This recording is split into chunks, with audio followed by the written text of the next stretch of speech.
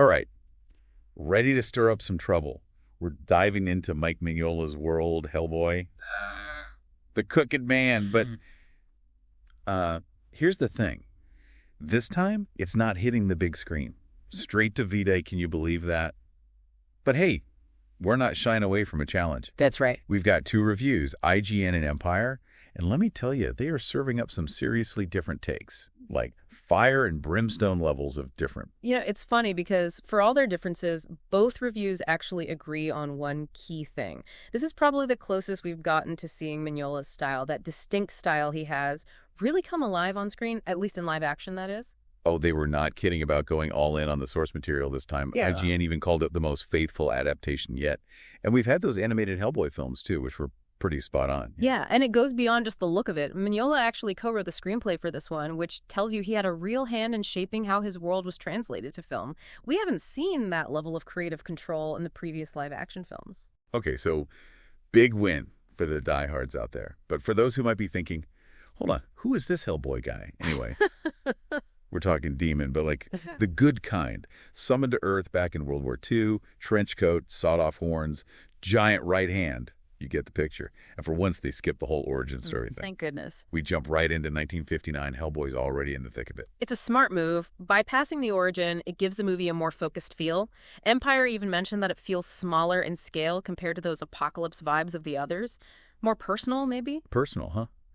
Interesting way to put it, especially given what IGN said about Jack Kesey, the new Hellboy. They loved him. Brooding, a little bit of a dry wit. So the makeup looked amazing. Sounds like they nailed the casting right. Well, that's where things get interesting. Because Empire, not so much. They felt Kesey just didn't have that same presence that Ron Perlman had, or even David Harbour from the reboot a few years back. Tough act to follow, for sure. Ouch, yeah, I bet.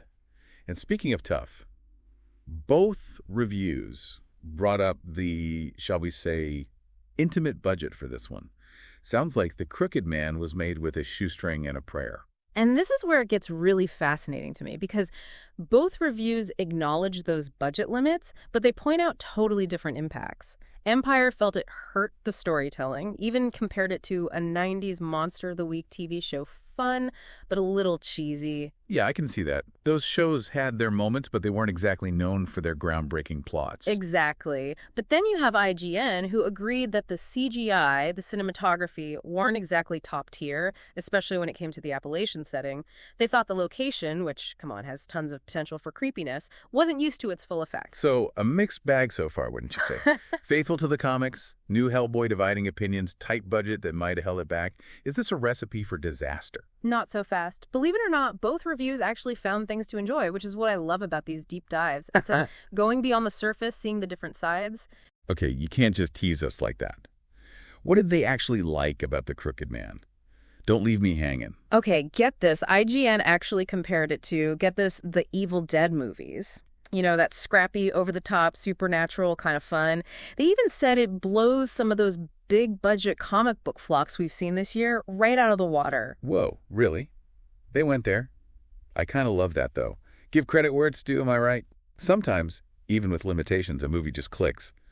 What about Empire, though? Find any silver linings in all that brimstone? They did. They had their criticisms, for sure, but they gave a shout-out to the supporting cast.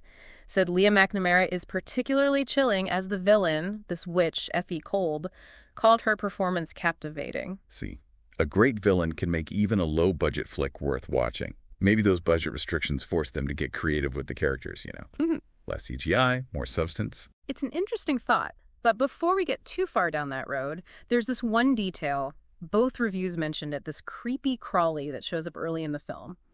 A funnel web spider. And get this. One of the reviews called it magically mutated. Not exactly low stakes, huh? Hold on. Back up. A magically mutated spider. Okay, now that is not something you see every day. Definitely not your average Appalachian critter. Hi. I'm intrigued. What's the deal with this 8-legged freak? See, this little detail, as weird as it sounds, could be a key to some of the deeper stuff going on in the film. Think about it. Funnel web spiders, even without the whole magical mutation thing, they're fascinating, right? The venom, those webs designed to trap things, almost metaphorical, wouldn't you say? Oh, you're blowing my mind here. Yeah. Are you saying this spider is like A symbol for Hellboy himself. Yeah. You know, trapped between worlds, battling his demon side. Exactly. Classic theme, right? The struggle against your own darkness. And the fact that this spider, this symbol of being trapped, it appears so early on, even before we meet the Crooked Man himself. It tells me it's crucial to the film's message. So we're not just talking about a fun, monster-punching good time in Appalachia. There's more to the Crooked Man than meets the eye. There just might be. Beneath those low-budget effects, that pulpy horror stuff, we might have a surprisingly profound exploration here. Identity, purpose, the choices we make when facing our inner demons. See, that's what makes this deep dive so exciting. You got that right. Suddenly those budgetary limitations don't seem so bad. Maybe they help create a tighter, more character-driven story. Limitations breed creativity, right? Exactly. That's the magic of storytelling. With limited resources, you have to dig deeper, find those moments that resonate. So for everyone listening, we're saying, look beyond the surface, engage with the movie on a different level. Hellboy, the Crooked Man, flaws and all, might just offer a more nuanced, thought-provoking experience than you'd think. Are we saying it's a hidden gem? Well, that's the question, isn't it? Is Hellboy, the Crooked Man, worth your time? What do you think? It's not a simple yes or no, is it? We've talked about a lot. It's faithful to the source material, has a new Hellboy. Some are happy, some not so much. And yeah, it was made on a tight budget, about as big as, well, I don't know, a funnel web spider's breakfast or something.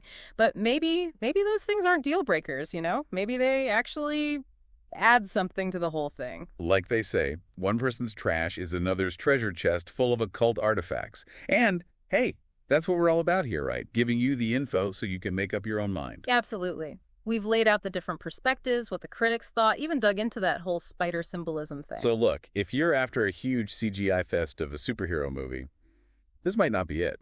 B-U-T. But if a darker, grittier Hellboy, one with maybe a bit more heart to it, sounds good. If you're open to a film that uses its limitations to tell a smaller but potentially more powerful story, The Crooked Man just might surprise you. And that, my friends, is the beauty of a good deep dive. Right. We don't just scratch the surface. We grab our metaphorical scuba gear, our metaphorical flashlights, and we really explore. We question everything, consider all sides, sometimes even come face to face with the giant, magically mutated spider. Metaphorically speaking, of course. This movie, whether you watch it or not, it brings up a bigger point too. Yeah. Is this whole direct-to-video thing, is that going to be the norm now? Especially for these comic book adaptations. I mean, could less actually be more in a world that's honestly kind of over superheroes? What do you think? It's definitely possible. And if it means more creative freedom, more unique stories being told, that's something to be excited about, for sure.